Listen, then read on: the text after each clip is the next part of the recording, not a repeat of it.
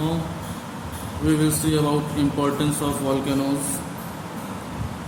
Volcanic eruptions are devastating and can cause a threat to life and property. Volcanic eruptions यानी जो ज्वालामुखी आपका फटता है आर devastating मतलब ये सब कुछ हिला देने वाला, एकदम ज़बरदस्त होता है। And can cause a threat to life and property, और जीवन को और संपत्ति का, प्रॉपर्टी के लिए बहुत बड़ा खतरा भी होता है। However they are useful in some ways, लेकिन कुछ ऐसी भी चीज़ें हैं जिनमें ये वॉल्केनिक इरप्शन बहुत ज़्यादा यूज़फुल भी है। किसके लिए है यूज़फुल?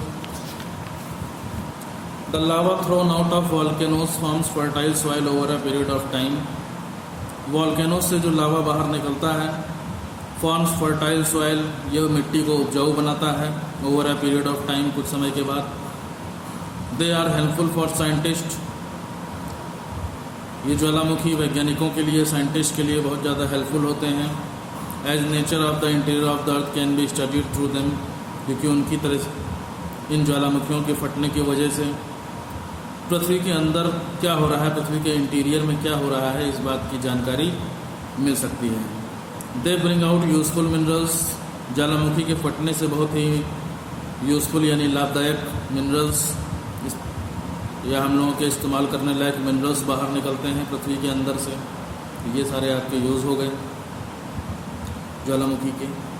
अब अर्थक्वेक्स देखिए, भूकंप क्या होता है। When two tectonic plates slide past each other they produce vibrations और ट्रिमॉर्स। जब दो tectonic plates slide past each other, एक दूसरे के पास फिसलती हुई आती हैं और एक दूसरे से टकराती हैं, दे प्रोड्यूस वाइब्रेशंस और ट्रिमॉर्स, तो वो झटके या वाइब्रेशंस लेकर के आती हैं। ठीक है, वाइब्रेशंस या ट्रिमॉर्स दोनों एक ही चीज़ हैं। झटके हम लोगों को महसूस होते हैं, कंपन सुनाई देते हैं, कंपन दिखाई देते हैं। These sudden vibrations are called earthquakes, ये एकदम से आने वाले जो वाइब्रेशंस हैं इन्हें ही अर्थक्वेक्स या भूकंप कहा जाता है।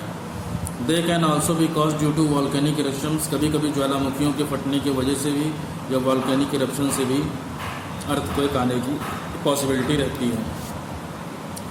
अब क्या कह रहे हैं? The place from where the earthquake originates is called the focus.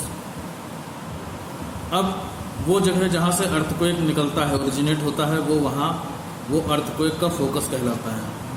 The focus lies with in the earth, ये फोकस पृथ्वी के अंदर होता है। The vibrations of an earthquake begin from the focus, ये जो भूकंप के झटके होते हैं ये फोकस से शुरू होते हैं। And travel upwards in concentric circles, और कंसेंट्रिक सर्कल्स यानी जिगजैग सर्कल जो आपके ऐसे ऐसे बनाते चले जाते हैं। ठीक है, इस तरीके के जो सर्कल्स होते हैं उस तरीके से ट्रेवल करते हुए पृथ्वी की सरफेस तक, अर्थ की सरफेस तक जो वाइब्रेशंस हैं वो पहुंचते हैं। ठीक है, मैं बताता हूँ अभी आपको कि ये कंसेंट्रिक सर्कल्स क्या होते हैं। 12 मिनट।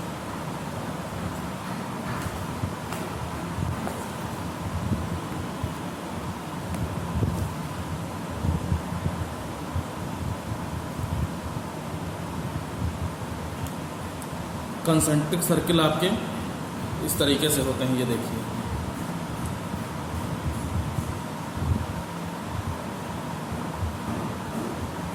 ये इस तरीके से, ठीक है, ये आपके कंसेंट्रिक सर्कल हो गए।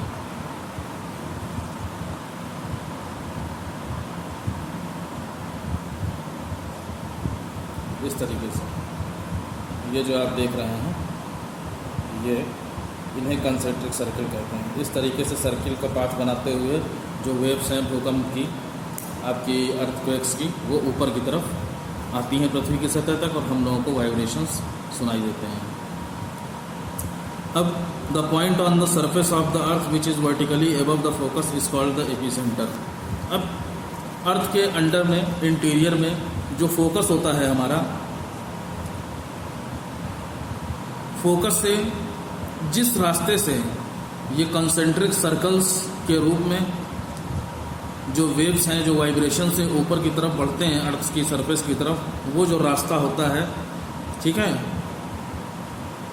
वो जो रास्ता होता है जहाँ से वाइब्रेशंस निकल करके आकर ऊपर सब विनाश कर देते हैं, सब इमारतें हिलने लगती हैं, वहाँ पर उसका एपी सेंटर होता है। ठीक है, एपी सेंटर बोलते हैं उसको। The intensity of an earthquake is maximum near the AP centre. भूकंप की जो इंटेंसिटी होती है, यानी उसकी जो क्षमता होती है, उसकी जो पावर होती है, वो सबसे ज़्यादा एपी सेंटर पर ही होती है। जहाँ से भूकंप निकलता है, सरफेस पे आकर के जहाँ से निकलता है, वहाँ पर जो पावर होती है भूकंप की सबसे ज़्यादा होती है, और सबसे ज़्यादा जो डैमेज है वहीं पर होता है। अब कह रहे हैं मेजरिंग अर्थक्वेक्स। अर्थक्वेक्स को नापा कैसे जाता है? द मैग्नीट्यूड और intensity of an earthquake is measured on the Richter scale. Magnitude और इंटेंसिटी यानी भूकंप की क्षमता, उसकी पावर, उसकी क्वांटिटी, उसकी क्षमता ही यहाँ कह लो, of an earthquake is measured on the Richter scale. इसको रिचर स्केल पे नापा जाता है। The number on this scale range from 0 to 9। इस स्केल पर जो नंबर्स होते हैं वो 0 से 9 तक होते हैं।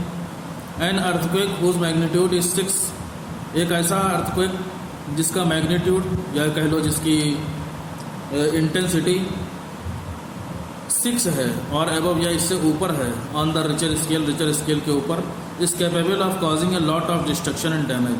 वो भूकंप इतना पावरफुल होगा कि बहुत ज़्यादा विनाश और नुकसान करेगा। डिस्ट्रक्शन का मतलब विनाश और डैमेज का मतलब नुकसान, बहुत सारा बर्बादी करेगा। The instrument that is use to record the tremors of an earthquake is called a seismograph. वो इंस्ट्रूमेंट जिससे अर्थक्वेक के ट्रिमॉर्स के वाइब्रेशंस को रिकॉर्ड किया जाता है उसे सीस्मोग्राफ कहते हैं या भूकंप मापी कहते हैं। भूकंप मापी यानी भूकंप को मापने वाला या नापने वाला machine. The science that deals with the study of earthquakes is called seismology.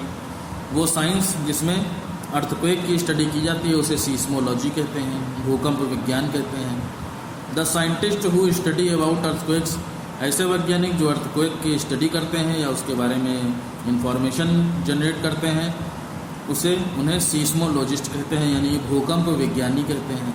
ठीक है, भूकंप वैज्ञानिक कहते हैं सीस्मोलॉजिस्ट को। अब देखिए earthquake belts. We have already read that the crust of the earth is made up of lithospheric plates. हम पहले ही पढ़ चुके हैं कि जो अर्थ की क्रस्ट है वो लिथोस्फीरिक प्लेट से मिलकर के बनी है, जिन्हें हम टेक्टोनिक प्लेट्स भी कहते हैं। Therefore earthquake can occur at any place. इसलिए जो अर्थक्वेक है वो कहीं पर भी कभी भी आ सकता है।